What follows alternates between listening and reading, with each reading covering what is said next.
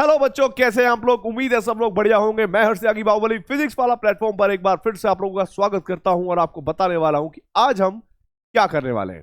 Basically the most important topics for NEET में आज हम डिस्कस करेंगे कि किस तरीके से हमें लिक्विड सॉल्यूशन चैप्टर को कवर करना चाहिए, कौन कौन टॉपिक हमारे लिए इंपॉर्टेंट है और साथ ही साथ सरफेस केमिस्ट्री की बात भी करेंगे। तो चलिए बेटा, बिना किसी देरी के सबसे पहले हम ये जानेंगे कि लिक्विड सॉल्यूशन को कैसे ट्रीट करना है, कैसे बात करनी है। देखो, मैं आपको बताना चाहूंगा। सबसे पहले आपको नॉर्मल जो कंसंट्रेशन टर्म्स होते हैं, ठीक है भाई। अगर मैं लिक्विड सॉल्यूशन की बात करता हूं, सबसे पहले लिक्विड सॉल्यूशन की मेरे बच्चों, तो लिक्विड सॉल्यूशन चैप्टर में सबसे पहला पार्ट जो होगा जिसमें बेसिक कंसंट्रेशन आती है, जैसे मोलैरिटी आती है, मोलैलिटी आती है, मोल फ्रैक्शन आता है, वेट बाय वेट परसेंटेज आता है। ये सारी चीजें आप लोगों को कवर होनी चाहिए, ठीक है। और जब आप कंसंट्रेशन टर्म्स अच्छे से कर लोगे, कंसंट्रेशन टर्म्स अच्छे से कर लोगे, फिर दूसरा नंबर किसका आता है आपको याद होगा, vapour pressure and boiling point. क्या आएगा बेटा? सेकंड पॉइंट होगा, आपको पता होना चाहिए कि फैक्टर अफेक्टिंग वेपर प्रेशर या फिर वेपर प्रेशर क्या होता है, ठीक है। उस बेसिस पर वेपर प्रेशर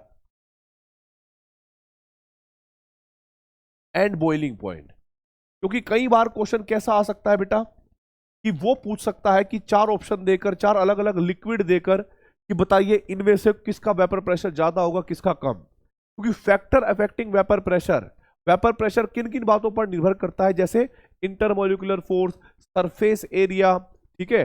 वैसे इस तरीके से बहुत सारी चीजों पर कर सकता है। वो मैंने आपको पढ़ाया है और सर ने भी आपको पढ़ाया होगा। अब देखो, तीसरा पॉइंट की अगर मैं बात करूं, उसके बाद आपको राउल्ट्स लॉ की स्टेटमेंट, राउल्ट्स लॉ की स्टेटमेंट और इस पर बेस्ड जो है कुछ न्यूमेरिकल भी सॉल्व करने हैं भाई, न्यूमेरिकल ऑल्सो, ठीक है। न्यूमेरिकल ऑल्सो ये भी आपको पढ़ना है भाई, न्यूमेरिकल करना है, राउल्ट्स लॉ का एप्लीकेशन भी।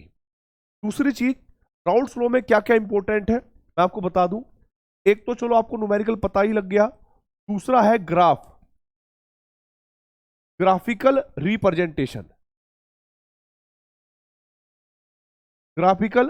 Representation of ideal and non ideal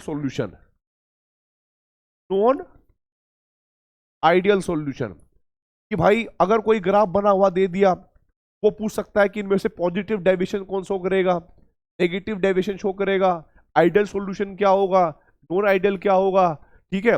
और जब आप राउल्ट्स लॉ को पढ़ोगे ओवरऑल, तो आपको यह भी पता होना चाहिए कि जो आपके पास ये आइडियल और नॉन आइडियल सॉल्यूशन के बारे में है, तो नॉन आइडियल सॉल्यूशन आपको पता होना चाहिए दो प्रकार के होते हैं, ठीक है भाई। एक तो पॉजिटिव डेविएशन वाले, ठीक है, पॉजिटिव डेविएशन वाले, और दूसरे होंगे बेटा जी नेगेटिव डेविएशन वाले। और मैं आप लोगों को बताना चाहूंगा, नेगेटिव डेविएशन पॉजिटिव डेविएशन में आपको एक और चीज ध्यान रखनी है। वो क्या है कि भाई यहां पर जब पॉजिटिव डेविएशन होता है तो चेंज इन एच यानी एंथैल्पी मिक्सिंग पर क्या होती है, डेल्टा वी मिक्सिंग क्या होती है, डेल्टा जी मिक्सिंग क्या होगी, ठीक है, और बेटा डेल्टा एस मिक्सिंग क्या होगी। तो भाई इनके साइन आपको पता होने चाहिए। नीट में डायरेक्ट साइन बेस पर भी क्वेश्चन आ सकता है, साइन बेस पर, ठीक है। और सेम यहां पर भी आपको यही करना है कि डेल्टा एच मिक्सिंग क्या होगी, डेल्टा वी मिक्सिंग नेगेटिव होगी या positive, delta G mixing negative होगी या positive, and delta S mixing negative होगी या पॉजिटिव। ये सारी बातें आप लोगों को कवर करनी है अपने रिवीजन में, अपनी सारी चीजों में। अब जरा देखो भाई, ये करने के बाद आपको एक और चीज करनी पड़ेगी।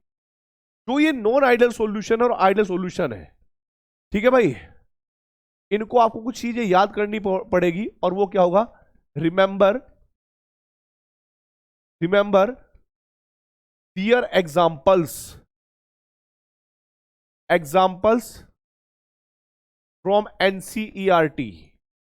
एनसीईआरटी से एग्जाम्पल याद होने चाहिए, ठीक है, कि कौन सा आइडियल है, कौन सा नॉन आइडियल है, कौन सा पॉजिटिव डेविएशन है, कौन सा नेगेटिव डेविएशन है।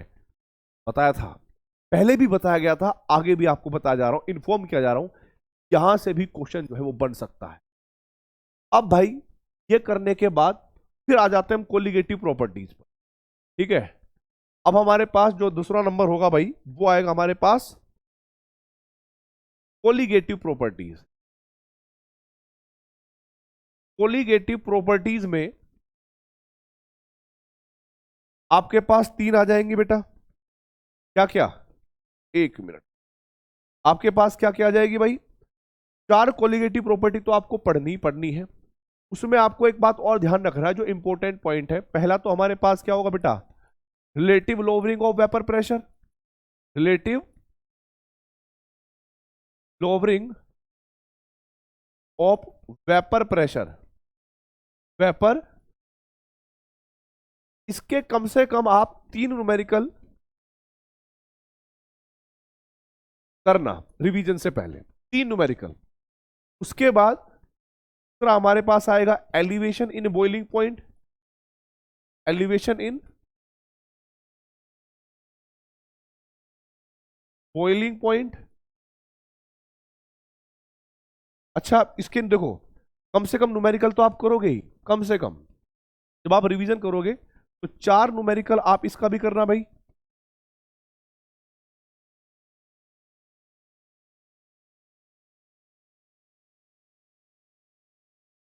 ठीक है, चार न्यूमेरिकल कम से कम इसके भी करना।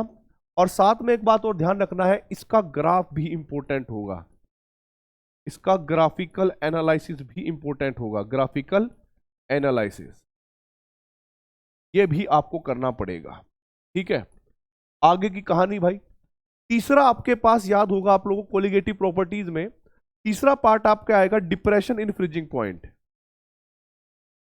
Depression in freezing point.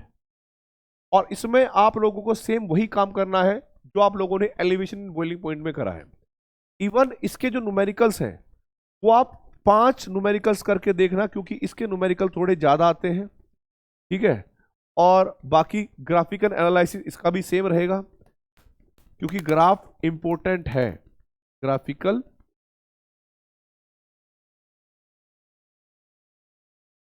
Important है, ग्राफिकल एनालिसिस। और भाई फोर्थ में ऑस्मोटिक प्रेशर, और ऑस्मोटिक प्रेशर में भी एक चीज आती है वो होता है आइडेंटिफिकेशन ऑफ,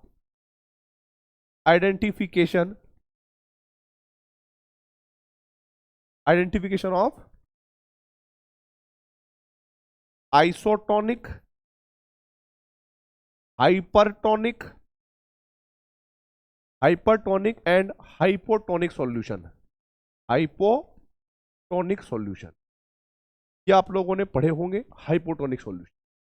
इन सारी बातों पर ध्यान रखना है कि तीन प्रकार के होते हैं, कब होते हैं, कौन सी कंडीशन होती है, और सबसे ज्यादा इंपॉर्टेंट पार्ट आप लोगों को वांट ऑफ फैक्टर पर नजर मारनी है। वांट ऑफ फैक्टर बहुत इंपॉर्टेंट है भाइयों, बहुत इंपॉर्टेंट है।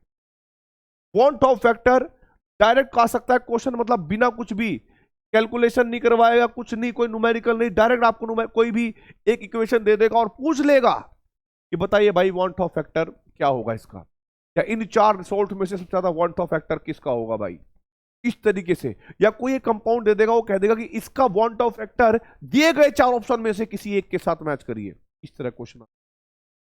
तो ये वाला पार्ट अपने आप में बहुत इंपॉर्टेंट है। अब ये कहानी थी लिक्विड सॉल्यूशन की, यानी आपके पास लिक्विड इन लिक्विड की। फिर इसमें एक और पार्ट आएगा, वो आएगा हेनरीज लॉ। ठीक है भाई, हेनरीज लॉ आप लोगों को क्या करना है, हेनरीज लॉ में सबसे ज्यादा जो इंपॉर्टेंट पार्ट है वो है स्टेटमेंट। स्टेटमेंट, हेनरी लॉ की स्टेटमेंट बहुत इंपॉर्टेंट है भाई। और साथ में, ठीक है, साथ में ग्राफ, ग्राफिकल एनालिसिस बहुत जरूरी है। ठीक है, और ये करने के बाद फिर मैं बता रहा हूं, आप लोगों को लगेगा कि इस चैप्टर का रिवीजन तो अच्छे से हो गया सर, कोई दिक्कत आने वाली नहीं है। अब हम बात करेंगे किसकी भाई, बात करेंगे एक और चैप्टर की जिसमें ज्यादा मेहनत नहीं करनी होती, बिल्कुल भी मेहनत नहीं करनी होती, थोड़ी बहुत याद तो करना पड़ेगा नो डाउट। ज्यादा मेहनत नहीं है, लेकिन फिर भी मैं आपको बताना चाहूंगा कि उस चैप्टर से नीट में क्वेश्चन बनने के चांसेस बहुत रहते हैं, और कभी कभी तो दो दो क्वेश्चन बन जाते हैं। कैसे, जरा देखो। उस चैप्टर का नाम है बेटा basically surface chemistry, surface chemistry.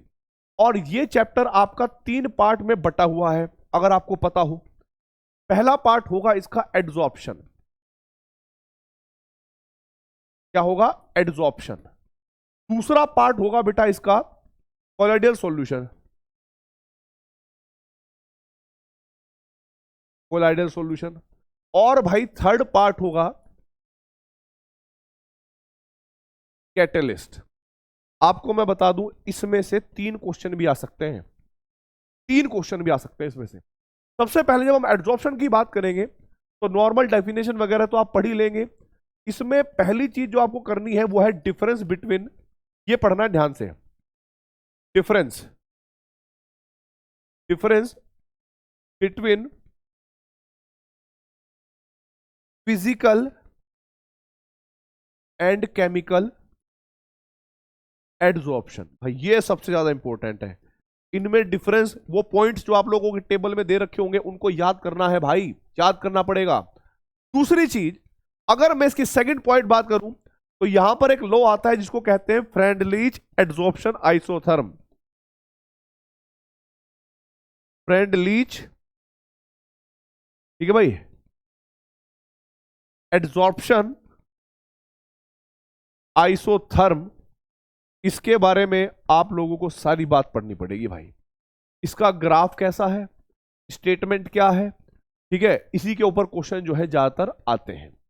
अब बात करते हैं कोलाइडल सॉल्यूशन के बारे में। सिंपल कोलाइडल आ सकते हैं, solid in liquid, liquid in solid, इस तरह से, ठीक है। तो भाई अगर हम कोलाइडल की बात करें तो इसमें एग्जांपल्स आपको याद रखने हैं, ठीक है। दूसरा है आप लोगों को मिसल फॉर्मेशन, और थोड़ा सा CMC क्रिटिकल मिसल कंसंट्रेशन, और भाई क्राफ्ट टेम्परेचर, इनकी डेफिनेशन रट लेनी है। क्राफ्ट टेम्परेचर क्या होता है, कैसे देखते हैं। डी पॉइंट में यानी मैं आपको बताना चाहूंगा पेप्टाइजेशन और कोएगुलेशन की डेफिनेशन, ठीक है, पेप्टाइजेशन एंड कोएगुलेशन, ठीक है, इसकी डेफिनेशन बहुत इंपॉर्टेंट है। कोएगुलेशन बहुत इंपॉर्टेंट है, ध्यान रखना है। फिर यहां पर एक और पार्ट आता है जिसको हम कहते हैं भाई हार्डी सुलजे रूल, हार्डी सुलजे रूल। इसके ऊपर डायरेक्ट कंपैरिजन क्वेश्चन आ सकता है कि भाई कौन सा आयन ज्यादा कोएगुलेशन करेगा, कौन सा नहीं करेगा, इस टाइप का क्वेश्चन आ सकता है, ठीक है। पेप्टाइजेशन और भाई ये, अब इससे पहले ऐसा नहीं कि आप पढ़ोगे नहीं, आपको लायोफोबिक, लायोफिलिक सॉल्व पढ़ने पड़ेंगे थोड़े बहुत, उनके में डिफरेंस पढ़ लेना, ठीक है। लेकिन ये जो पॉइंट मैंने बताए हैं ये one of the most important part है colloidal solution. Hardy Schulze rule, peptization, CMC, Kraft temperature, micelle formation और गोल्ड नंबर। गोल्ड नंबर की डेफिनेशन, गोल्ड नंबर की डेफिनेशन। तीसरा पार्ट इस चैप्टर का जो है बेटा वो है कैटलिस्ट। और कैटलिस्ट आप कैसे याद रखोगे? कैटलिस्ट आपको इस तरीके से याद रखना है जिस तरीके से आप लोगों ने कभी इनऑर्गेनिक केमिस्ट्री में पढ़ी होगी, Ostwald process, formation of HNO3 P block में, तो उसमें यूज होने वाले कैटलिस्ट का नाम क्या है? प्लैटिनम। अच्छा सर ये तो याद हो गया। हेबर्स प्रोसेस, हेबर्स प्रोसेस में कैटलिस्ट कौन है? आयरन, और मोलिब्डेनम क्या होगा वहां पर? प्रमोटर होगा।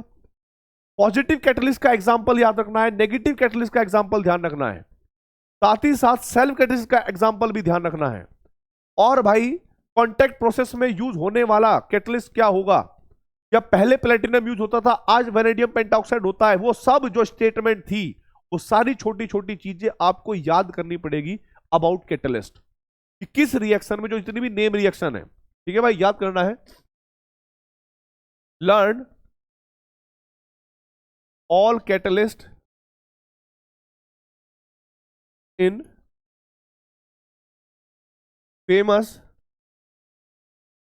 नेम रिएक्शन, जैसे आपका जिगलर नाटा कैटलिस्ट हो गया पॉलीमर में, ओस्टवाल्ड प्रोसेस में प्लेटिनम हो गया, नहीं हाँ प्लेटिनम हो गया, कॉन्टैक्ट प्रोसेस में प्लेटिनम हो गया, हेबर प्रोसेस में आपके पास आयरन हो गया। ठीक है, इस तरह के क्वेश्चन जो है बन सकते हैं। Learn all catalyst in famous name reaction. साथ में आपको यह पता होना चाहिए कि भाई पॉजिटिव कैटलिस्ट, नेगेटिव कैटलिस्ट के एग्जांपल, सेल्फ कैटलिस्ट के एग्जांपल, और अगर आपने ये कर लिया तो मैं गारंटी देता हूं कि आपका एक भी नंबर मिस नहीं होगा, और मैं आशा करता हूं कि आपका नंबर अच्छे भी जाए। तो आज के इस पॉइंट में इतना ही रखते हैं, तब तक के लिए अपना ध्यान रखेंगे, अच्छे से पढ़ाई करते रहेंगे। ऑल द वेरी बेस्ट, जय हिंद जय भारत।